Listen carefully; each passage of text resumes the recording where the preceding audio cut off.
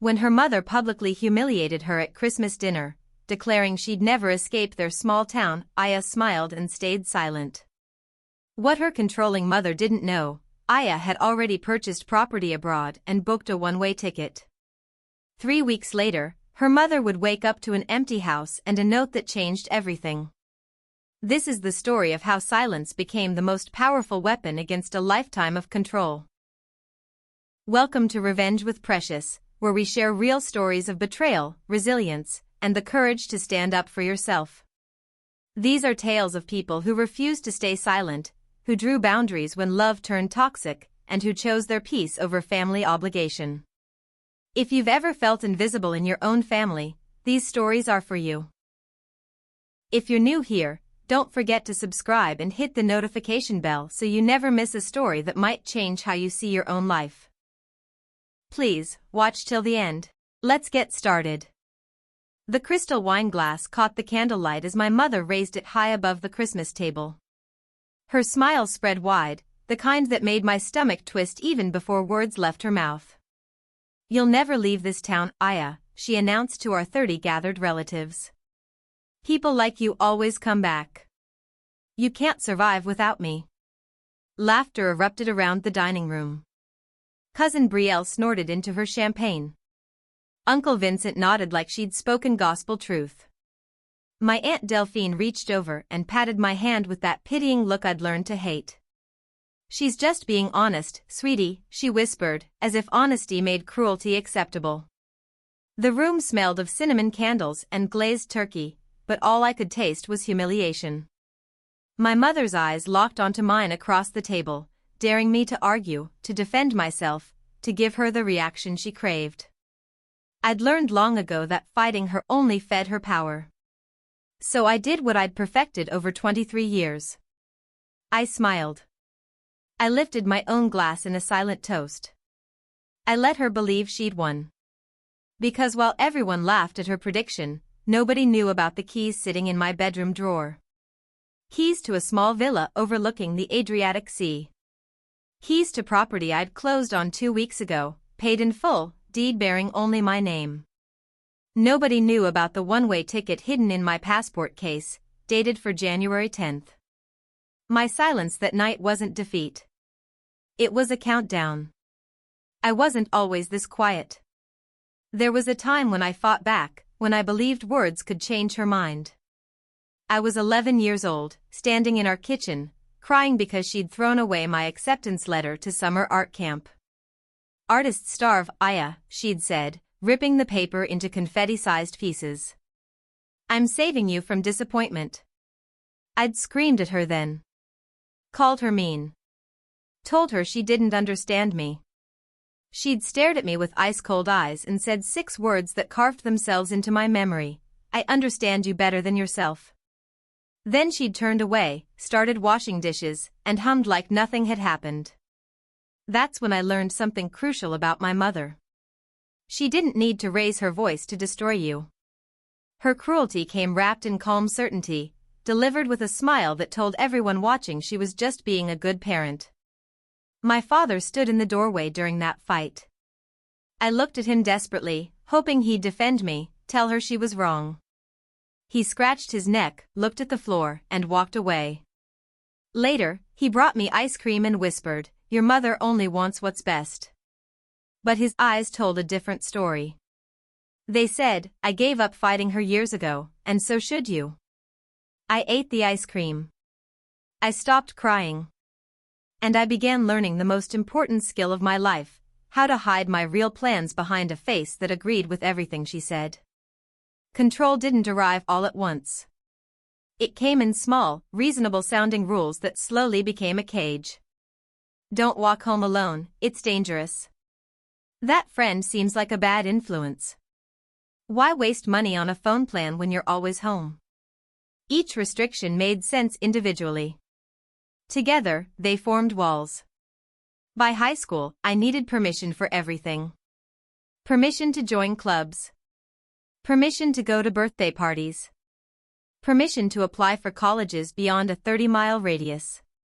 She'd sit at the kitchen table with my life laid out like a military campaign, making decisions about my future while asking my opinion in a way that made disagreement impossible.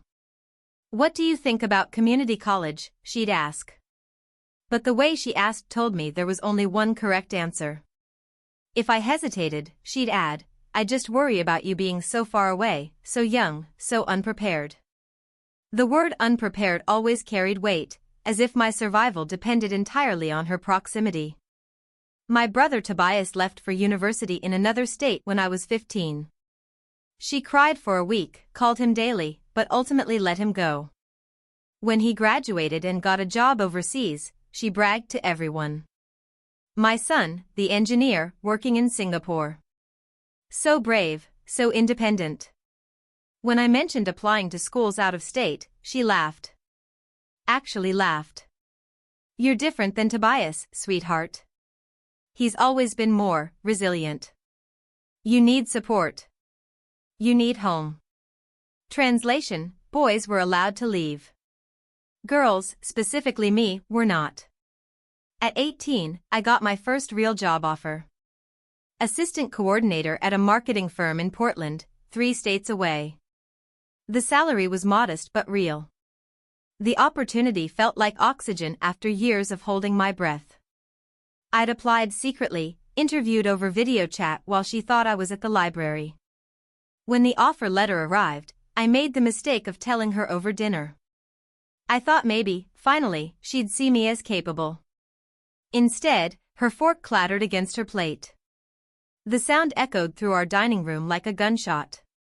"Portland," she repeated slowly. "You want to move to Portland?"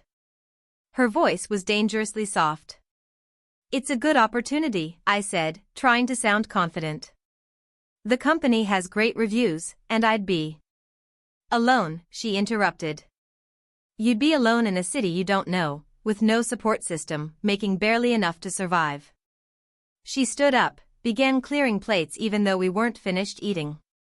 "I didn't raise you for 23 years just to watch you throw your life away on some fantasy." My father continued eating, eyes on his mashed potatoes. Tobias, home for the holidays, gave me a sympathetic look but said nothing. That night, she came to my room with red eyes. "I'm not trying to control you," she said, sitting on my bed. "I'm scared, Aya. The world is cruel to young women. I just want to protect you." I turned down the job. She hugged me, whispered thank you for trusting me, and I felt her satisfaction like heat radiating off her skin. After Portland, something shifted inside me.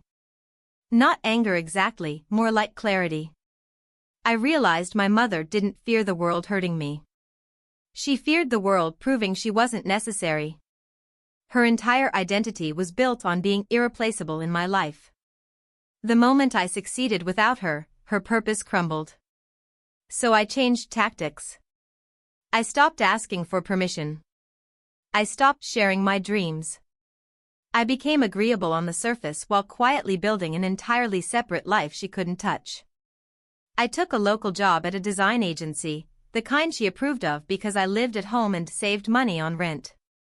What she didn't know was that every paycheck got split 3 ways, a small amount to my checking account that she occasionally happened to see when I left my bank statements out, a larger amount to a savings account at a different bank, and the largest portion to an investment account under a business name I'd registered online. I told her I was saving for a car. She praised my responsibility.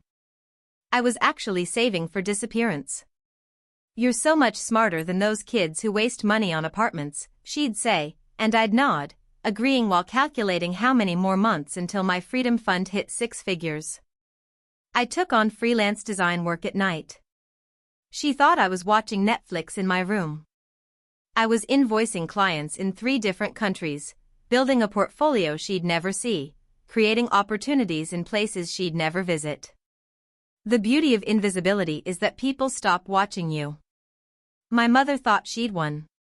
She stopped monitoring me so closely. That's when I started truly planning my exit. She had specific phrases she'd repeat like mantras, designed to keep me small. "The city will chew you up and spit you out. You're too trusting for the real world. Why chase something bigger when everything you need is right here with family? That last one bothered me most. Because everything I needed wasn't here. Love shouldn't require you to stay small. Family shouldn't feel like a prison with holiday decorations. One evening, during dinner, she said it again. I don't understand people who abandon their roots. They always regret it later. Tobias, visiting from Singapore, laughed. I didn't abandon anything, Mom. I just grew. She smiled at him. That's different. You were always meant for big things. The implication hung in the air, thick and obvious. He was meant for big things. I was meant for this table, this town, this small life she designed for me. What do you think, Aya? Tobias asked, trying to include me. I shrugged. I think roots are important. I watched my mother's face relax, satisfied. I didn't add the rest of my thought, but roots can also strangle you if they're wrapped too tight. Sometimes you have to cut yourself free to grow. That night, I researched property in Croatia. Small coastal towns where my savings could buy something real. Where nobody knew my mother's name or believed her version of who I was supposed to be. The freelance work increased. I started taking on bigger projects, charging more, delivering exceptional work that led to referrals. My mother thought I was gaining weight from sitting around. I was actually sitting around building a business that generated more income than my day job. I worked from midnight to 3 a.m. most nights. The house was silent then, just me and my laptop and the distant sound of my father's snoring. Those hours felt sacred, like I was slowly constructing an escape tunnel with nothing but determination and a steady internet connection. By my 24th birthday, I had $47,000 saved. Not enough for property yet, but enough to prove to myself this was real. My mother threw me a party. All her friends came, women who'd known me since childhood, who still talked to me like I was 12. Still living at home, they'd ask, voices dripping with pity. Such a good daughter, taking care of your mother. I smiled through every comment. Just saving money, I'd say, which was true. Just not for the reasons they assumed. That night, my mother hugged me in the kitchen while we cleaned up. I'm so proud of you, Aya. You didn't fall for that whole independence trap. You understand what matters. Family. Loyalty. Home. She rested her head on my shoulder, and for a moment I almost felt guilty. Then she added, unlike those selfish kids who move away and forget where they came from. The guilt evaporated. This wasn't love. It was ownership. And I was done being owned. My father cornered me in the garage one Saturday morning. I was loading boxes into my car, old clothes I was donating. He watched me work for a while before speaking. Your mother means well, he said quietly. I didn't respond. I'd heard this defense my entire life. She's just scared, he continued. When Tobias left, she cried for months. She can't handle losing you too. I stopped loading and looked at him. Really looked at him. 58 years old, wearing the same defeated expression he'd worn for as long as I could remember. A man who'd chosen peace over partnership, silence over support. Dad, I said carefully. Being scared doesn't give someone the right to cage another person. He flinched. That's a harsh word. Cage. What would you call it? He didn't answer. Just patted my shoulder and walked back inside. That's when I realized something important. My father wasn't an innocent bystander. He was an enabler. He'd watched her control me for 24 years and done nothing but offer quiet apologies and philosophical justifications. Fear and control might look the same from underneath them, but from the outside, they look like choice. And he'd chosen her comfort over my freedom every single time. I finished loading the boxes. I wouldn't be seeking his understanding. I didn't need it anymore. She loved talking about roots. Our family has lived in this town for 4 generations, she'd announce at gatherings. "We're part of the foundation here." That means something. It did mean something. It meant I was expected to be the fifth generation, planting myself in the same soil, growing in the same direction, never questioning whether this earth actually nourished me or just kept me buried. I'd read once that some trees need to be pruned to grow properly. Cut back the branches that reach too far, prevent them from toppling under their own ambition. My mother saw herself as a gardener, carefully shaping me into something manageable. But I wasn't a tree. I was a bird who'd been told for so long that flying was dangerous that I'd almost believed wings were just decorative. During Thanksgiving, a distant cousin asked about my plans. Before I could answer, my mother jumped in. "Aya's going to take over my position at the church committee when I retire. She's perfect for it. So organized, so reliable." Everyone nodded approvingly. Nobody asked if I wanted it. Nobody asked what I dreamed about. My future had been decided in committee, voted on by people who'd never once asked me who I actually was beneath the agreeable smile I'd perfected. I excused myself to the bathroom and stared at my reflection. The woman looking back had learned to make herself invisible. It was time to disappear completely and become visible somewhere else. The promotion at my day job came with a modest raise and my boss's enthusiastic congratulations. "You've really proved yourself, Aya. This is just the beginning." I thanked her professionally, but inside I knew the truth. This wasn't a beginning. It was the final piece of my exit strategy. I went home that evening to find my mother in the kitchen, preparing dinner. "How was work?" she asked absently. "Good. I got promoted actually." Her face lit up. "That's wonderful. See? I knew staying close to home was the right choice.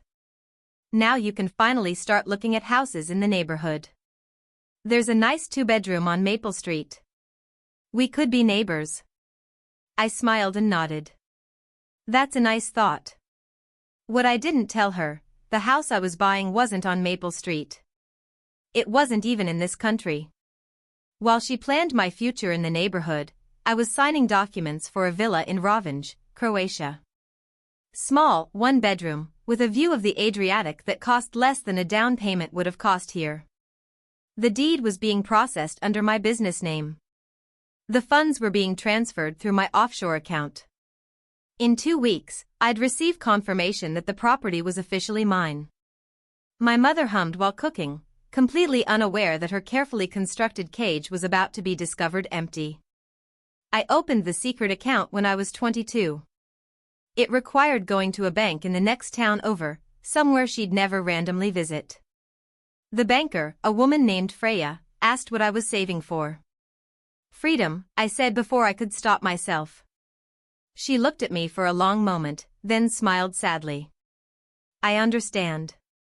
She didn't ask for details. Every deposit felt like stealing pieces of myself back. Money she thought I was spending on gas went into this account. Birthday gifts from relatives. Every freelance payment. The small inheritance from my grandmother that my mother said should stay in the family but I'd quietly claimed. I called it my exit fund. Every time the balance increased, I felt my future becoming more solid, more possible. Numbers on a screen transformed into plane tickets, property deeds, and distance measured in oceans instead of miles. I never told anyone. Not Tobias, who would have worried and possibly let something slip. Not my childhood friend Simone, who still lived 3 blocks away and had coffee with my mother weekly. Not even my therapist, who I'd started seeing in secret, paying cash so insurance wouldn't create a paper trail. Trust was a luxury I couldn't afford. This escape required absolute secrecy. By the time I was 24, the exit fund had grown beyond my initial dreams. I could have left months earlier, but I wanted something permanent. Not just escape, but landing somewhere that was mine. She started noticing my late nights. "You're always on that computer," she'd say, appearing in my doorway at 1 a.m. "What's so important that you can't sleep?" Just work stuff, I'd reply casually. Trying to get ahead. You work too hard. You'll burn out. But she said it with pride. Hard work was acceptable as long as it happened within her approved parameters.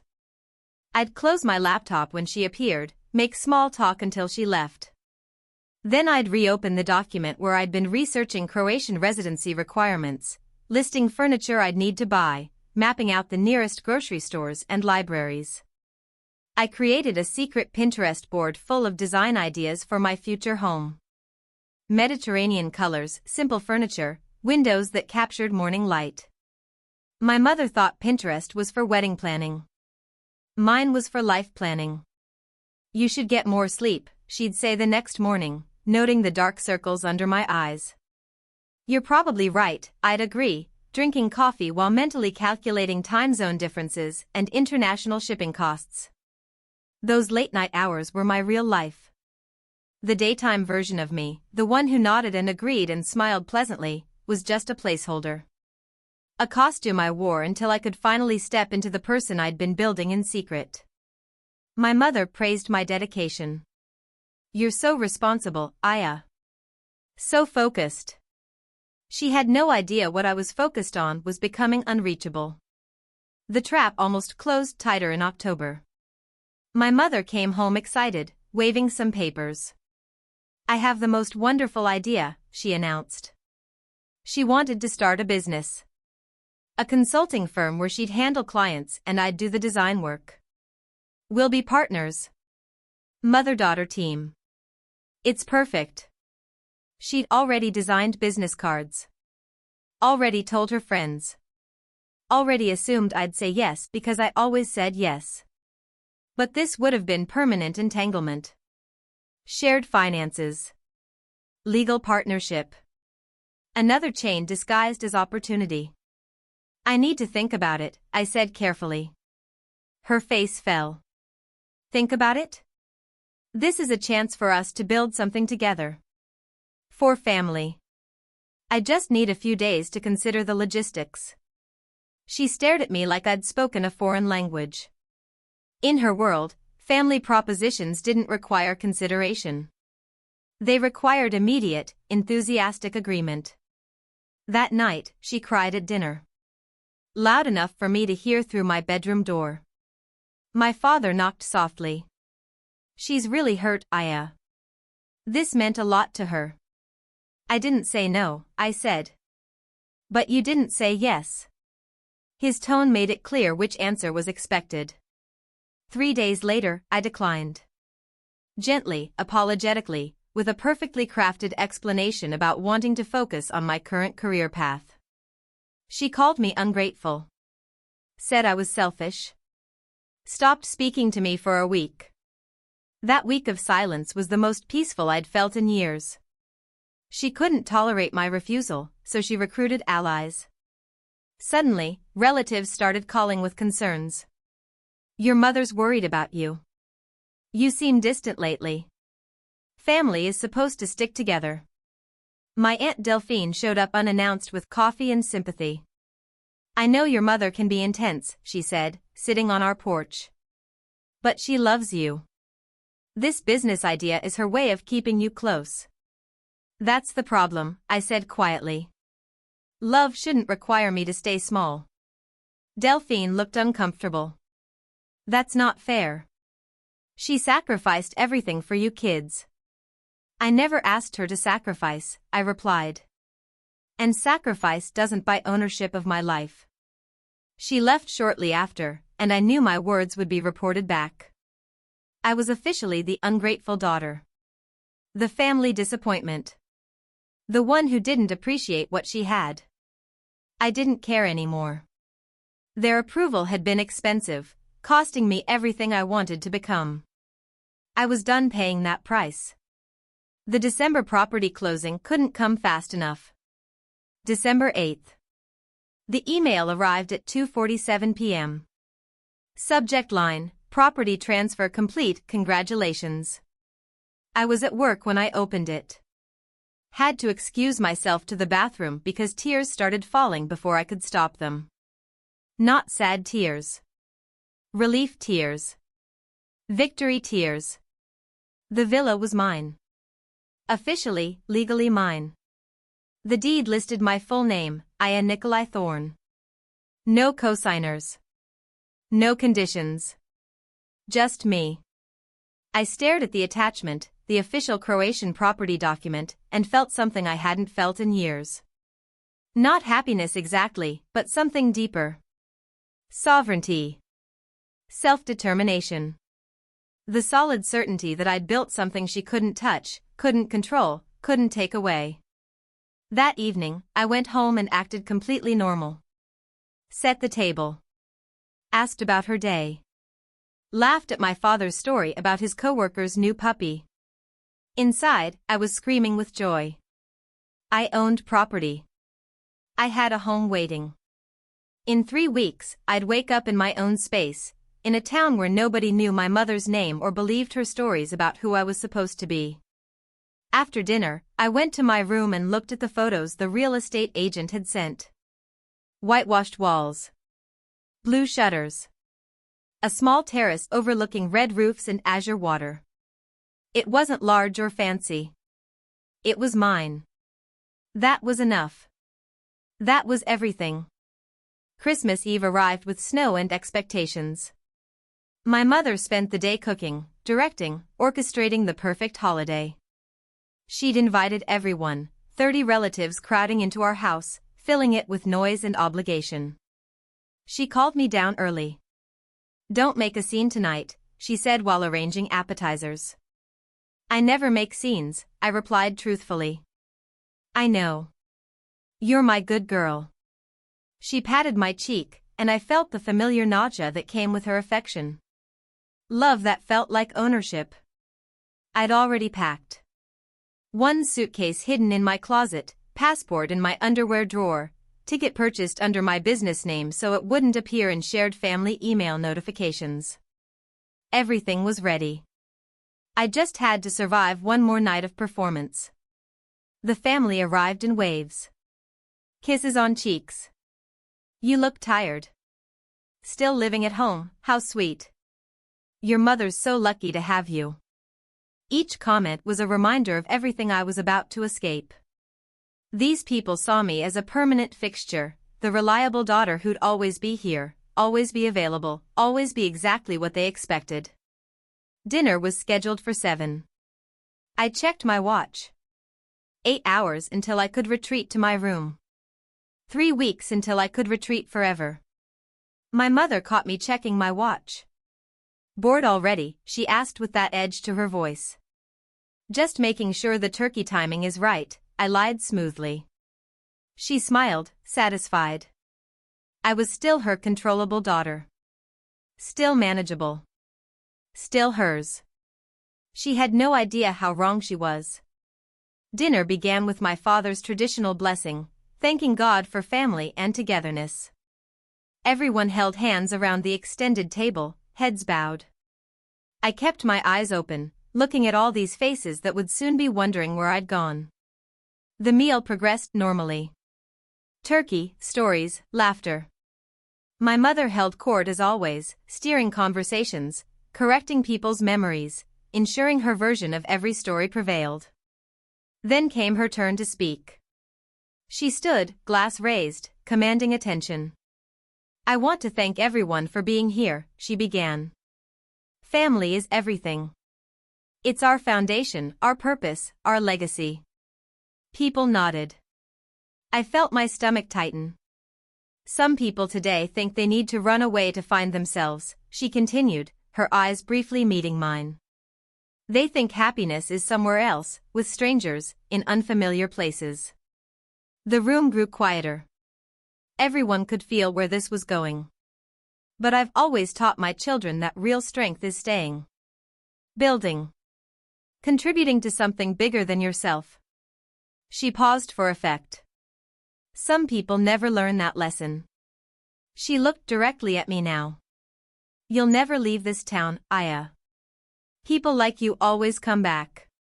You can't survive without family." The laughter that followed burned through my chest. Uncle Vincent actually snorted.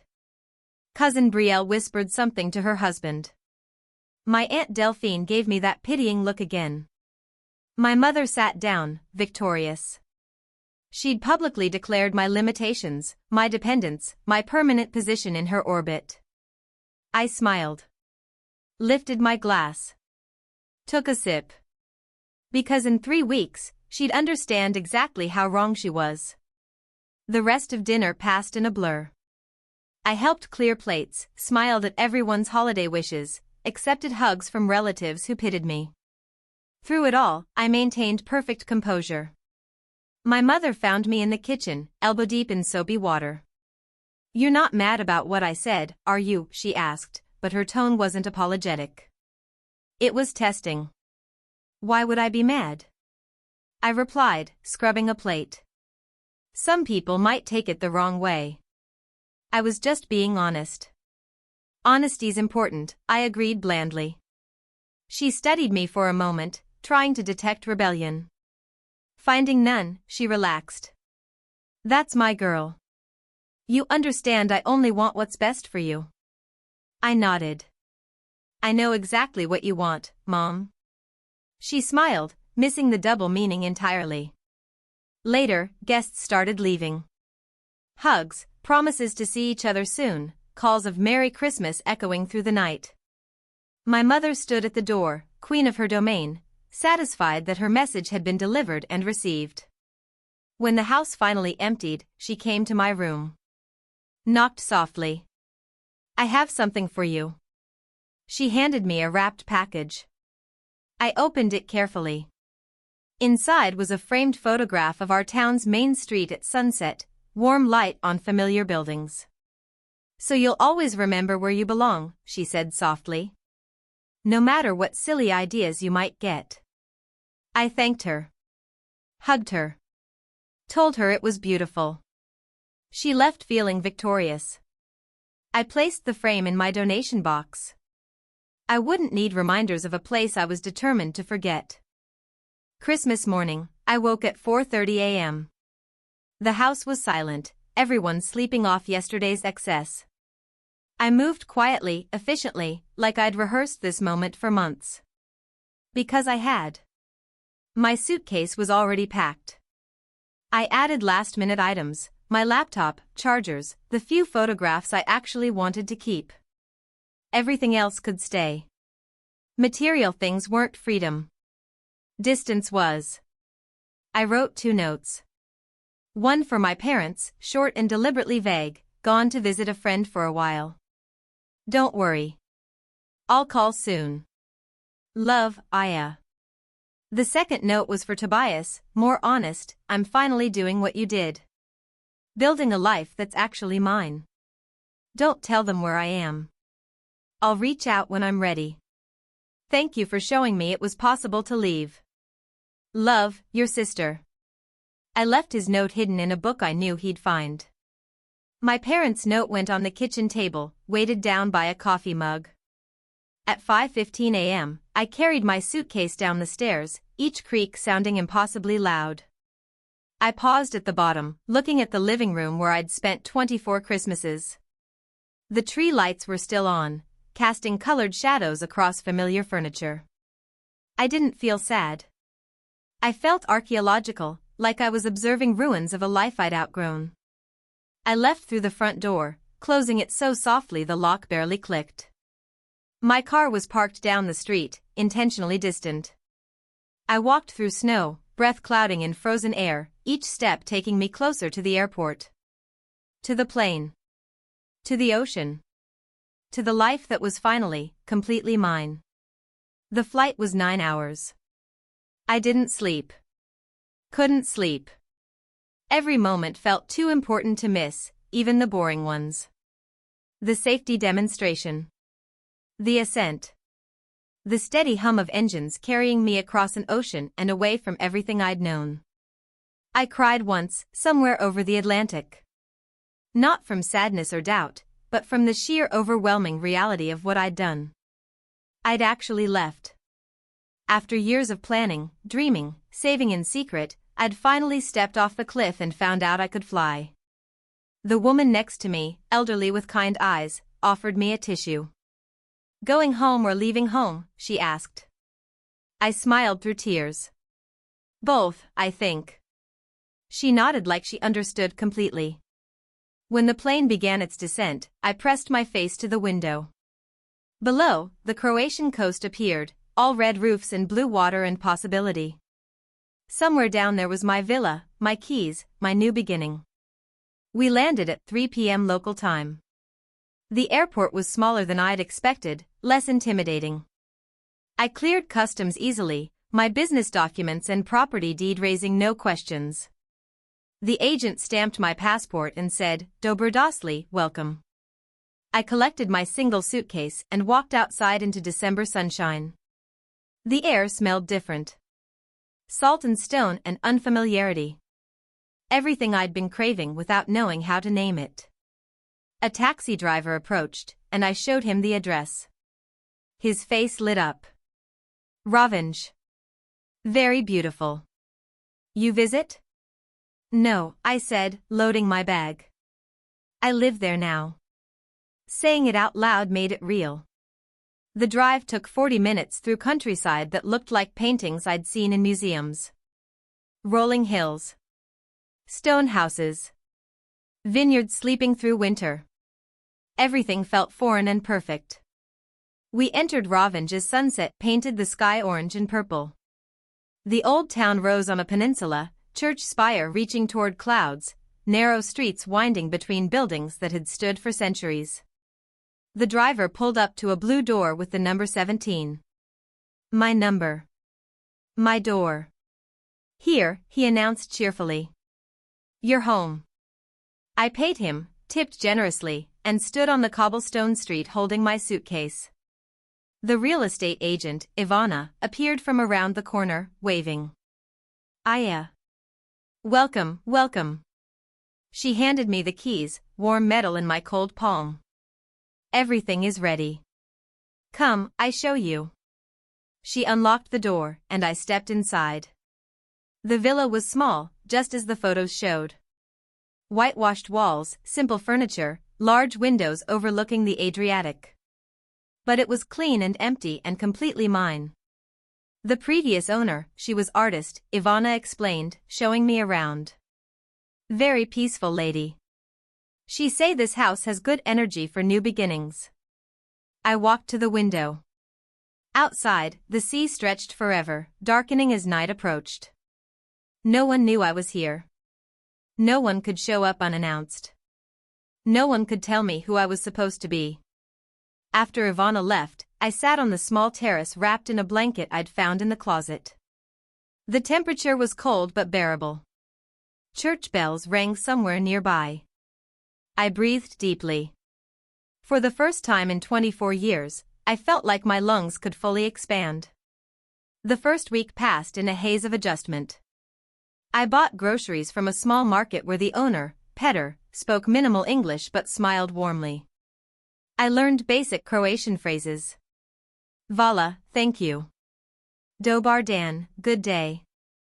Ja sam Aya, I am Aya. Just Aya. Not my mother's daughter. Not the family disappointment. Just a woman starting over in a town where nobody had preconceived ideas about who she should become. I set up my laptop and contacted clients, explaining I'd relocated. Most didn't care where I worked from. One asked if the time zone would be an issue. I assured them it wouldn't. I'd worked stranger hours before, hiding in my bedroom. At least now I was hiding in paradise. My phone stayed silent. I'd turned off location services, removed myself from family tracking apps, created new social media accounts under a business name. I wasn't ready for contact yet. I needed this space to breathe, to become, to figure out who Aya was without constant surveillance. On the fourth day, I walked to the town square and bought coffee at a small cafe. Sat at an outside table despite the cold. Watched people move through their lives, speaking a language I was learning, living in a place that didn't know my history. An elderly woman at the next table smiled at me. You are new here? Yes, I said. Very new. Is good place for fresh start, she said knowingly. Many people come here to begin again. I wondered how she knew. Maybe everyone who moves alone to a foreign town in winter is obviously running from something. Or running toward themselves. Maybe there's no difference. 3 weeks after leaving, my phone rang. My mother's number appeared on screen. I stared at it for a long time before answering. Aya? Where are you? Her voice was sharp, confused, maybe even slightly panicked. I'm safe, I said calmly. Like my note said. Your note said you'd be gone a while. It's been 3 weeks. Everyone's asking where you are. When are you coming home? I looked out at the Adriatic, waves catching afternoon light. I'm not. Silence. Then, what do you mean you're not? I mean I'm not coming back, Mom. I have a home now. My own home. You can't just leave. Her voice rose. You have responsibilities. A job. Family. You can't just abandon everything because you had some crisis. I didn't abandon anything, I said quietly. I chose something else. This is ridiculous. Where even are you? I almost told her. Almost described the blue door and stone streets and endless sea. But I caught myself. Information was power, and I wasn't giving her ammunition. I'm somewhere safe. Somewhere permanent. That's all you need to know. Aya, please. Her voice cracked slightly. Just come home. We can talk about this. If you need space, fine, but running away. I'm not running away. I interrupted. I'm running toward something you never let me reach. I hung up before she could respond. My hands shook, but not from fear. From the sheer power of finally saying no and meaning it. A month later, I sent her a postcard. Not to be cruel, but to prove I was alive, thriving, unreachable. I chose one with a photograph of Revenge's coastline at sunset, all golden light and ancient stone. On the back, I wrote 7 words, you were right. I did come back. To myself. I mailed it without a return address. Let her wonder. Let her realize that her prediction had been wrong. I'd survived. More than survived. I'd flourished in the exact way she'd insisted was impossible. I imagined her receiving it, reading those words, understanding that her control had finally, completely ended. Not with a fight or dramatic confrontation, but with simple, quiet distance. That night, I cooked dinner in my small kitchen. Pasta with local vegetables from Petter's Market. I ate on the terrace, wrapped in blankets, watching stars appear over the water. My phone buzzed. Tobias. Mom showed me your postcard. She's furious and confused and maybe a little impressed. Are you okay? Better than okay, I typed back. I'm free. Good. You deserve it. Dad asked me to convince you to come back. I told him no. Thank you. Love you, little sister. Come visit Singapore sometime? Maybe. After I finish settling in here. I set the phone down and returned to my dinner. The night was cold, but I wasn't ready to go inside yet. I wanted to sit in this moment, this hard-won peace, this life I'd built from silence and strategy. Christmas, 1 year later. My phone rang early morning. My mother's number. I almost didn't answer, then changed my mind. Aya. Her voice was different. Softer, maybe. Less certain. How are you? I'm good, I said honestly. Really good.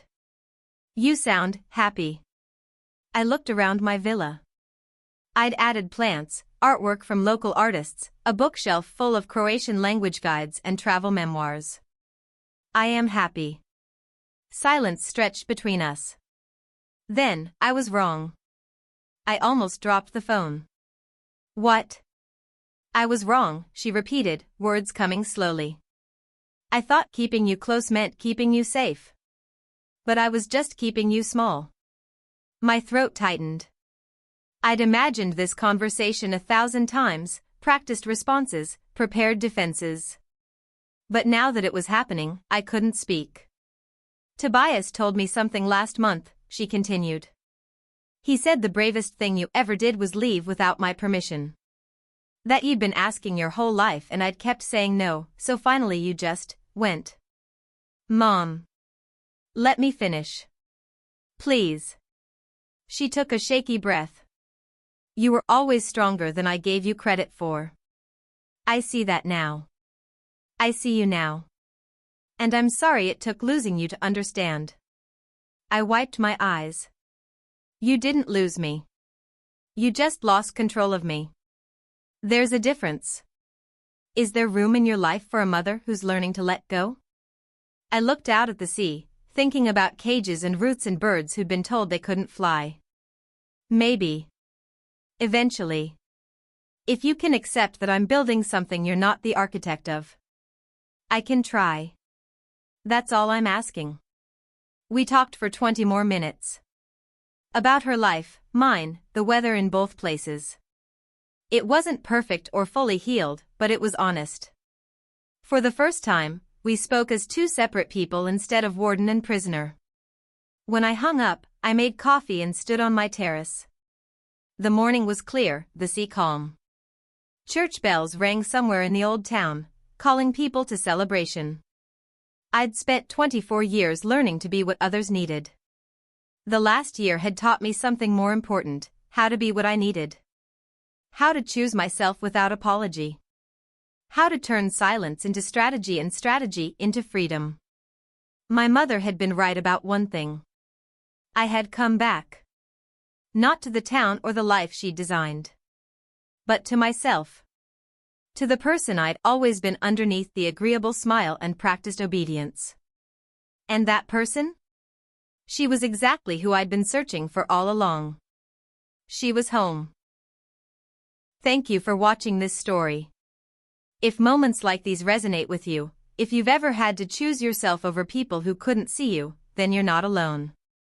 We share stories like this every single day, real accounts of people who found their voice, set their boundaries, and walked into the life they deserved. Subscribe so you never miss next upload, and share your own story in the comments below. Your words might be exactly what someone else needs to hear today. Merry Christmas. I love you all.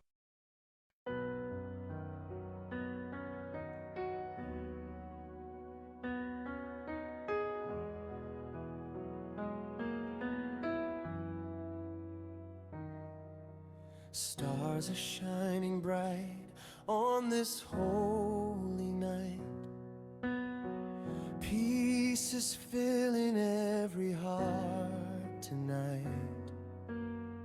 Children laughing, voices sing with cheer.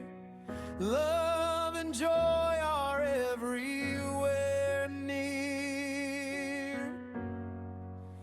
Beautiful Christmas, full of delight, love and hope shining so bright.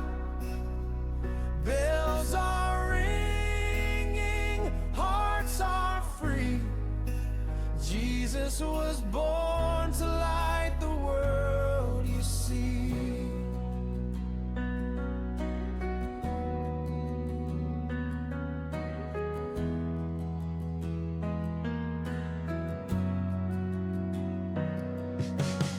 Snow is falling softly from the sky. Warm embraces, love will never die.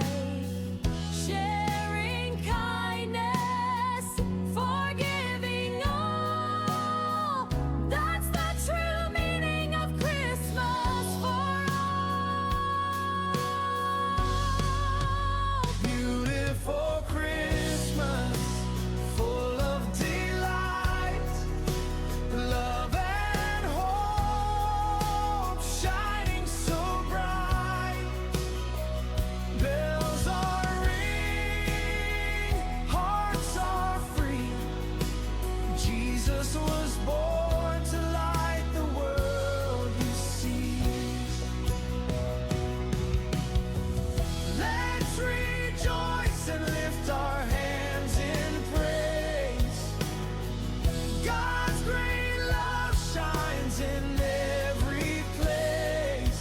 No more sorrow, just pure cheer.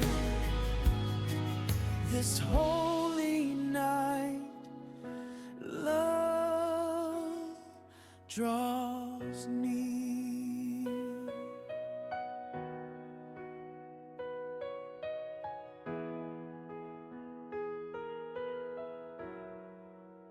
Beautiful Christmas, full of delight, peace and joy in every life.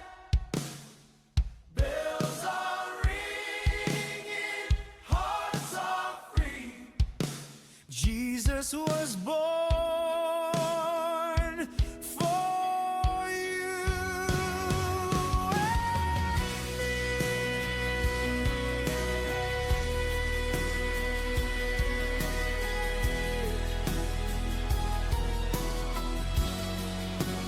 Merry Christmas, let love remain God's for